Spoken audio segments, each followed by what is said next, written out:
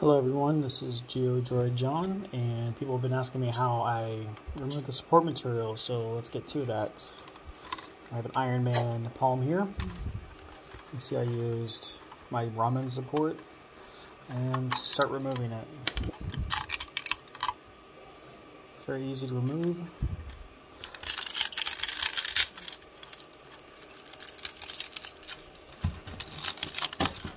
I do have a raft on this, so it can make it a little bit more difficult than it should be. You see a very good raft on the bottom there.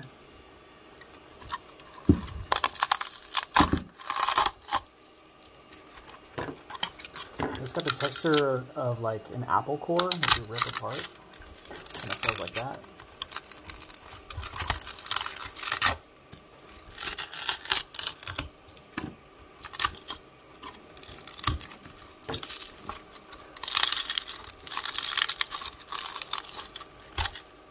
That was a great example of why I included an extra overhang. I expanded the support material about 2 to 3 millimeters, and it just kind of crumbles apart. There's some pretty tight corners here. Again, this is only meant to be slightly better than traditional support material. It's not a wonder cure. You're still going to have some pieces flying all over. Eventually, I'd like to start using dissolvable supports, but right now that's not an option. You see it kind of pops out.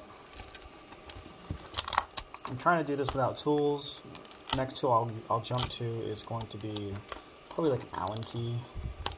Help scrape this off a little bit.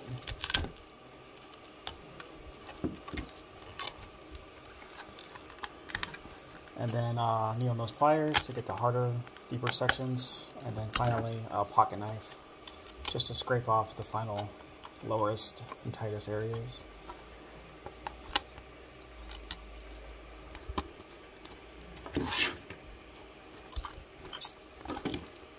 So let's take a look at the surface quality with just, hand removal. And this printed vertically like this. And what we're just looking for is, can this be post-processed? This is obviously going to get post-processed. You can see the bottom here. You can see the lower areas. It's perfectly acceptable. I mean, there's some drooping there, but we're talking about give and take, All the inside areas here, very good. Right there, just a little bit, but not that bad. I mean, if you want to spend your life picking apart support material forever, go for it. But extremely satisfying to just get in there and crunch it and push it away.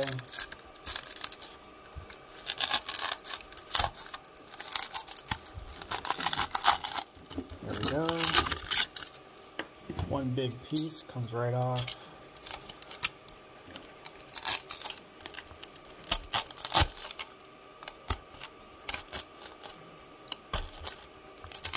I'm just pushing on the upper dense layers that I intentionally set to be like 1 to 2 millimeters beyond what was required.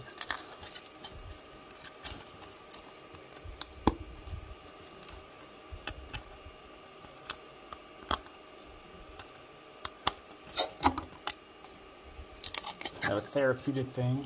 You spend some time working on it. Now this is no tools at all. Just my soft little baby office hands. Just kidding. And I set this to 0 above and below layers. Since I am skipping layers, it's going to either be a 1 layer gap or a 0 layer gap, but the point is to make it as weak of a bond as possible that it can still support it. Now, if I wanted to keep doing this on video, I'd probably just flip to the Allen key and start scraping these off, but you can see we got to an 80% solution. 80% solution with just your hands, and no blood, No giant flying pieces at your head. Just a print, and that's really what we wanted.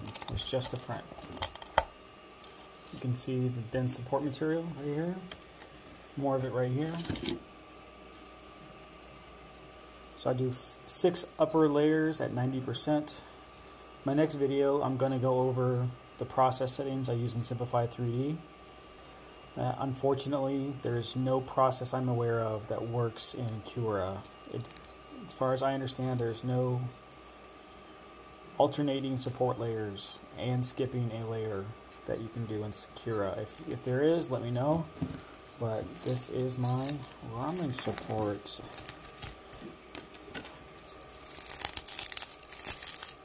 Very satisfying. And I'm sure there's another application for this for the inside as well. People call it infill. I call it internal support, because that's what it is. Okay, that's all I got for you guys today. Thanks for coming by. Tune in again for the next video about support material. Bye.